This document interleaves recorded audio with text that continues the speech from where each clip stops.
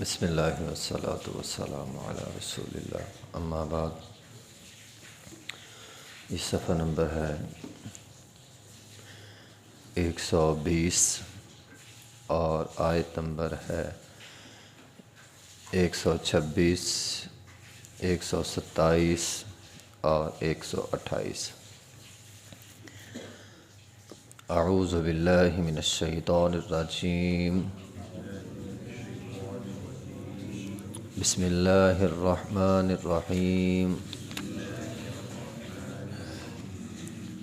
وما جعلہ اللہ الا بشرى لکم ولتطمئن قلوبکم بہ وما النصر الا من عند اللہ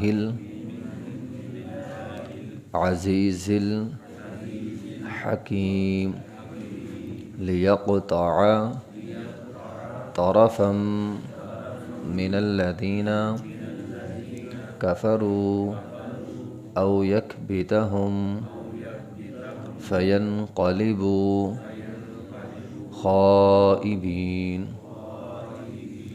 لیس لک من الامر شیء او یتوب علیہم او یعذبہم فإنہم ظالمون۔ وما جعلہ اللہ، نہیں بنایا اس کو اللہ نے، کس کو؟ فرشتوں کی آمد کو۔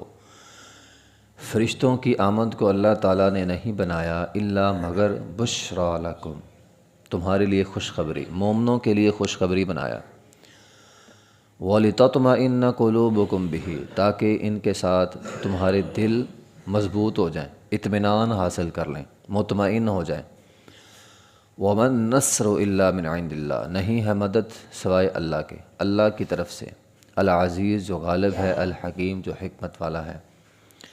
لیقطع، یہ فرشتوں کا نزول اس لیے ہوا تاکہ وہ کاٹ دے، طرفاً ایک کنارہ، من الذین، ان لوگوں میں سے، کفروا جنہوں نے کفر کیا، کفار کی ایک جماعت کو کاٹ دے، او یکبتہم، یا انہیں ذلیل کر دے، فینقلبوا، پس وہ لوٹیں گے سارے، خائبین، نا امید ہو کر۔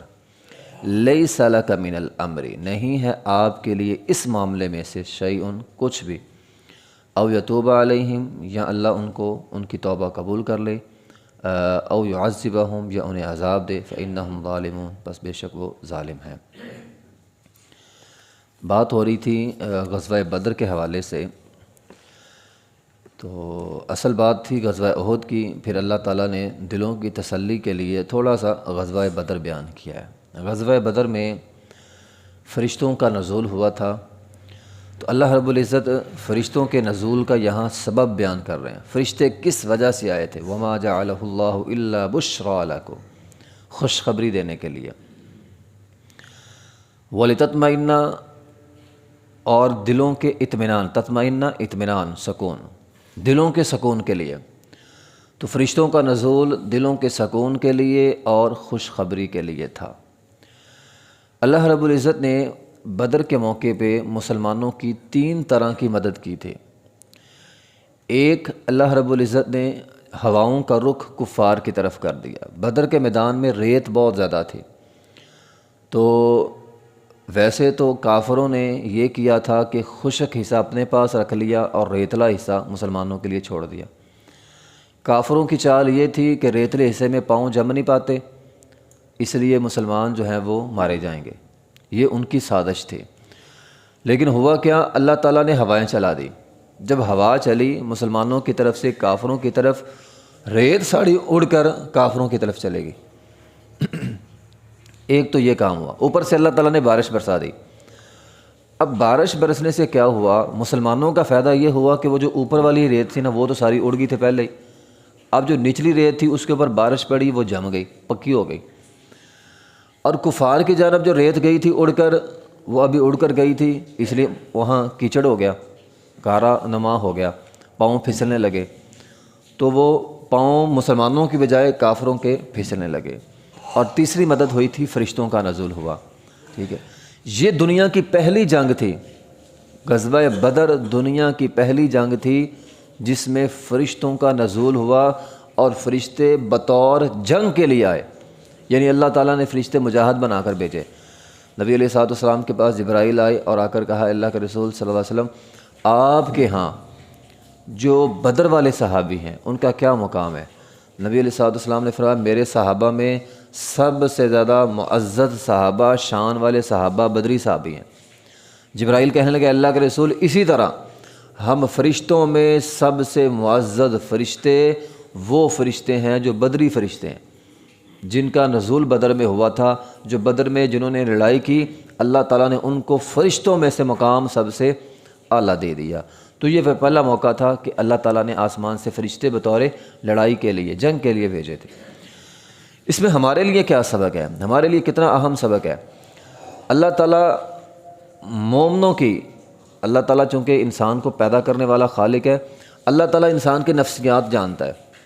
جس طرح میں نے کل بھی اشارہ کیا تھا، ایک آدھا فرشتہ کافی تھا مارنے کے لیے، تو اللہ تعالیٰ نے 3000 فرشتے بھیج دیے صرف انسان کے دل کے سکون کے لیے، اور اللہ جانتا ہے انسان کے دلوں کو سکون تعداد سے ملتا ہے، اس لیے اللہ تعالیٰ نے اتنی ساری تعداد بیان کر دی ہے، ورنہ ایک فرشتہ بھی آتا تو سارے تباہ ہو جاتے۔ تو اللہ تعالیٰ انسان کی نفسیات کو جانتا ہے، اور اس سے ہمیں بہت اہم سبق ملا ہے۔ ہمیں بھی حوصلہ افزائی، یہ اصل میں حوصلہ افزائی تھی انسانوں کی، مسلمانوں کی حوصلہ افزائی کے لیے فرشتے آئے ہیں، ہمیں بھی حوصلہ افزائی کرنی چاہیے۔ نبی علیہ السلام کی آپ سیرت پڑھیں، آپ نے بہت سارے مواقع پہ صحابہ کرام کی حوصلہ افزائی کی ہے۔ ہم بعض اوقات اتنے کنجوس ہو جاتے ہیں کہ ہم حوصلہ افزائی بھی کسی کی نہیں کرتے۔ نبی علیہ السلام یہ احد کے موقع پہ، نبی علیہ السلام کو جب دشمنوں نے سارا گھیر لیا تھا، اطراف میں سارے دشمن آ گئے تھے، تو سعد رضی اللہ تعالیٰ عنہ نے آگے بڑھ کر آپ کا دفاع کیا تھا۔ تو اس وقت آپ دیکھیں نا، ایک بندہ اہم کام کر رہا ہے، نبی علیہ السلام سعد حوصلہ بڑھا رہے ہیں، فرمایا سعد آگے بڑھو، میرے باپ باپ تجھ پر قربان ہو۔ یہ وہ پہلا بندہ تھا جس کے اوپر نبی علیہ السلام نے یہ جملہ بولا تھا، اے سعد آگے بڑھ، تجھ پر میرے باپ باپ قربان ہو۔ تو حوصلہ افزائی ہونی چاہیے، کوئی بچہ اچھا کام کرتا ہے اس کی حوصلہ افزائی کرے، کوئی بھی آپ کا بیٹا ہے، آپ کا دوست ہے، آپ کا بھائی ہے، کوئی بھی آپ کا عزیز و اقارب اگر اچھا کام کرتا ہے تو زبان سے کم از کم زبان سے تو بندے کو کر ہی دینی چاہیے، یار تو نے اچھا کام کیا ہے، تاکہ اس کا حوصلہ بڑھے، حوصلہ شکن نہ ہو، کمی پیشی جو رہ گیا ہے اس کے حوصلے پست نہ ہو، حوصلہ اس کا بڑھ جائے کہ میں نے اچھا کام کیا ہے۔ لِيَقْطَعَ طَرَفًا مِّنَ الَّذِينَ كَفَرُوا، فرشتوں کے نزول کا دوسرا مقصد یہ ہے کہ اللہ تعالیٰ فرماتے ہیں تاکہ طرف، کنارے کو کہتے ہیں، ایک سائیڈ، یعنی کافروں کی ایک جماعت اللہ تعالیٰ تباہ کر دے، اس لیے فرشتے آئے تھے۔ من الذین، ان لوگوں میں سے کافروا جنہوں نے کفر کیا، او یکبتہم، یا وہ ذلیل ہو جائیں، فینقلبوا خائبین، تو وہ لوٹیں گے نامراد ہو کر۔ یہاں سے ہمیں ایک اور بات پتہ چلی، جب بھی ایمان اور کفر کا مقابلہ ہوگا، اللہ مدد ایمان والوں کی کرتا ہے اور کافروں کو اللہ تعالیٰ ذلیل کرتا ہے۔ یہاں اللہ تعالیٰ نے 3 ضلالتیں کافروں کی بیان کی ہے۔ ایک ضلالت، ان کی ایک جماعت تباہ کر دی، 70 مارے گئے بدر کے موقع پہ، کافر 70 مارے گئے تھے، 70 قیدی بن گئے، پوری جماعت ہی اللہ تعالیٰ نے اکھیڑ کے رکھ دی ان کی۔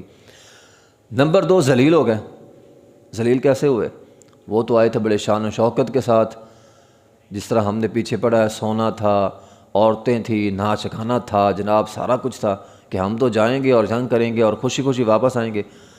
لیکن وہ جو جتنے فرنٹ پہ تھے، یا وہ مارے گئے یا وہ قیدی بن گئے، یہ ان کی ضلالت تھی۔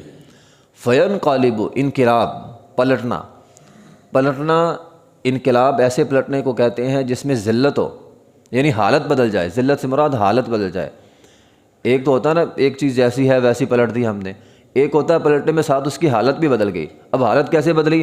بڑے خوشی سے جا رہے تھے 1000 کا لشکر، واپس رسوا ہو کے آ رہے ہیں، یہ ان کی حالت بدل گئی۔ خائبین، ناکام ہو کر، تو ناکام ہو کر، ذلیل ہو کر وہ واپس آئے۔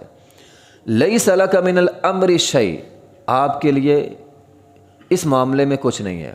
یہ اصل میں اللہ تعالیٰ نے اشارہ کیا ہے دوبارہ پھر غزوہ احد میں۔ بات تو ہماری غزوہ احد سے شروع ہوئی تھی، یہ تو درمیان میں دلوں کی تسلی کے لیے اللہ تعالیٰ نے غزوہ بدر کا واقعہ پیش کیا تھا۔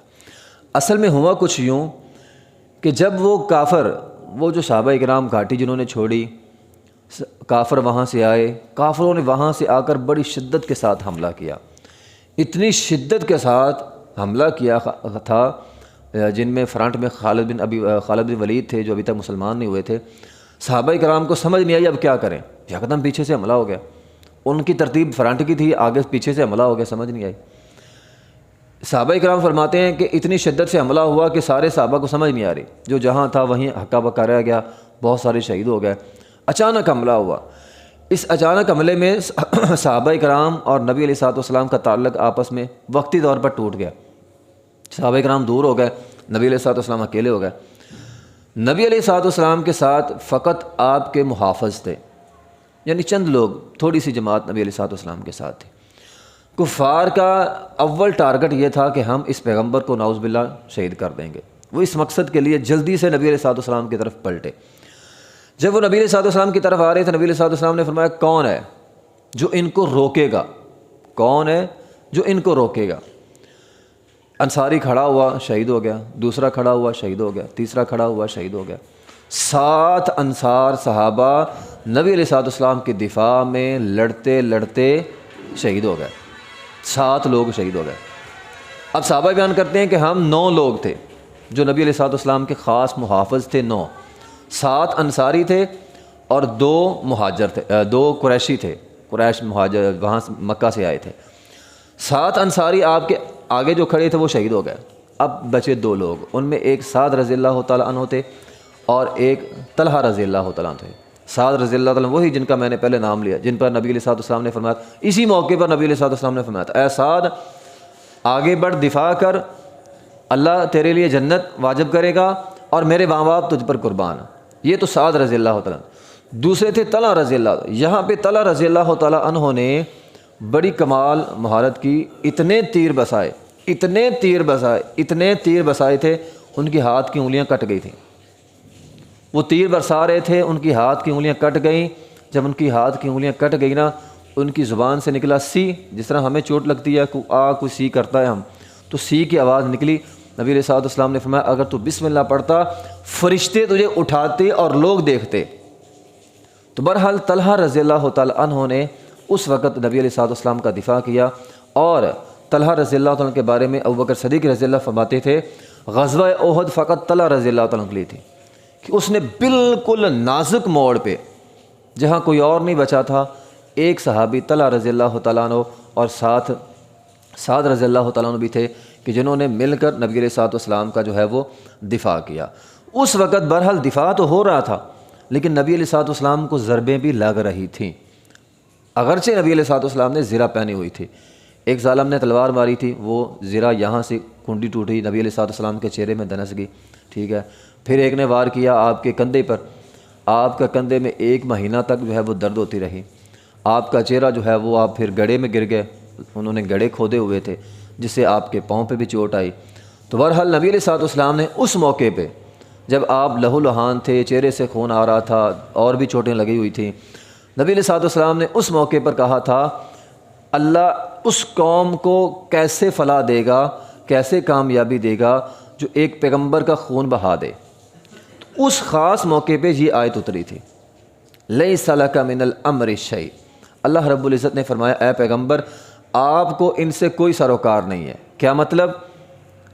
ہو سکتا ہے اللہ ان کو معاف کر دے، ہو سکتا ہے اللہ ان کو معاف نہ کرے، اور ایسا ہوا بھی۔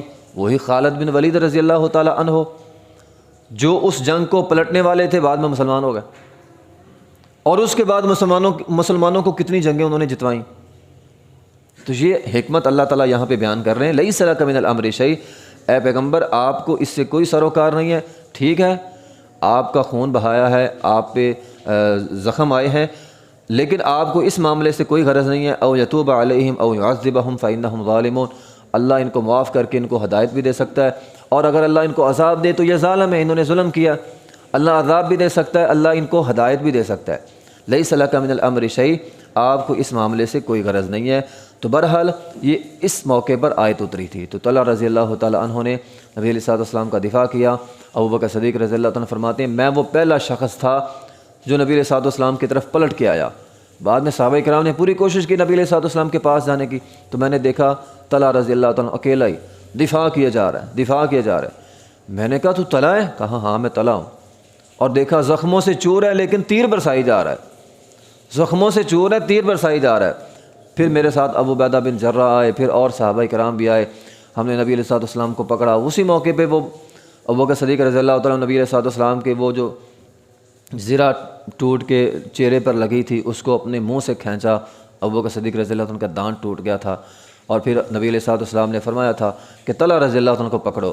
پھر صحابہ کرام جو اکٹھے ہوئے انہوں نے طلحہ رضی اللہ عنہ کو پکڑا اور انہیں لے گئے۔ تو یہ نبی علیہ الصلوۃ والسلام پھر ایک پہاڑی کے جو ہے وہ پیچھے چلے گئے۔ اس سے آگے انشاءاللہ واقعہ ساتھ ساتھ چلے گا۔ تو لیس لک من الامر شیء، اے پیغمبر آپ کو اس معاملے سے کوئی غرض نہیں ہے، او یتوب علیہم، اللہ ان کی توبہ قبول کر لے، او یعذبہم، یا اللہ ان کو عذاب دے، فانہم ظالمون، پس بے شک یہ ظالم لوگ ہیں۔ وآخر دعوانا الحمد للہ رب العالمین۔